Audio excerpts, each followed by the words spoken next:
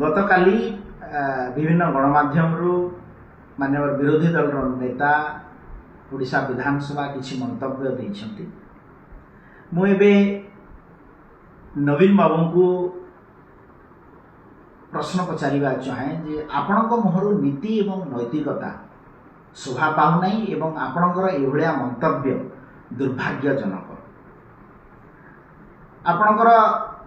शासन समय रे जेतबे मुख्यमंत्री थिले 2019 रु 2024 रे मु मध्य विधानसभा विरोधी दल भारतीय जनता दल सदस्य थिले एवं सेतबे अनेक घटना घटुथला, किंतु आपण नीरव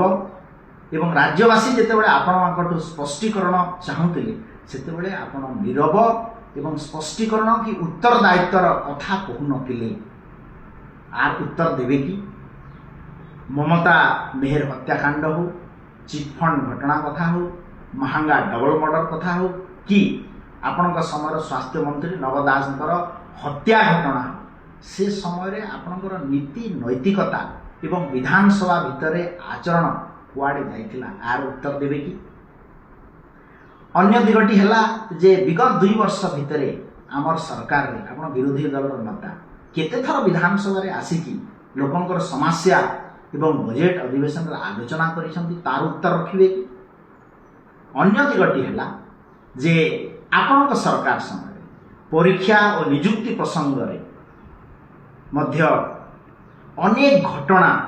आसीछि, जेमिति कि 2015 रे पुलिस कनेस्टेबल नियुक्ति अनियमितता, 2016, 2019 एवं 2022 रे ओटीईटी प्रश्न पत्र लीक, 2018-2019 रे मैट्रिक प्रश्न पत्र विवाद, ओडिशा हाईकोर्ट रो एएसओ नियुक्ति परीक्षा प्रश्न, 2023 रे ओएससी जेई सिविल मैन परीक्षा बातिल एवं ओएससी अकाउंटेंट परीक्षा को नहीं परीक्षार्थी विक्षोभ, ये समस्त समय रे छात्र छात्री माने राजरास्ता को ओह्लाई दिले। आपनकर नीति नैतिकता सेते कुआडे जाऊ गला, किंतु आम सरकार लोकंकर सरकार केंद्र रे यशस्वी प्रधानमंत्री नरेंद्र मोदी जी नेतृत्व रे पार्लियामेंट रे public examination prevention of unfair means act 2024 प्रणयन करी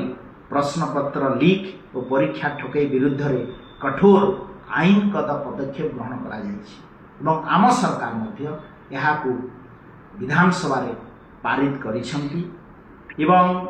नीट प्रश्न पत्र लीक घटना को केंद्र सरकार गुरुत्व सहित नहीं।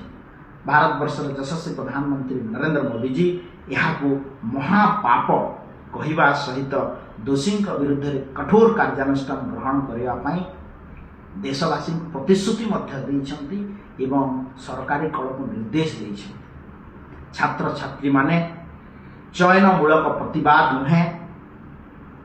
समाधानमूलक शासन चाहती। क्षमता रे थिला बेले आपणकर नीरवता एवं क्षमता छाड़िबा पड़े केवल प्रतिवाद यह राज्य युव समाज को आउ ग्रहणीय हेब नाही।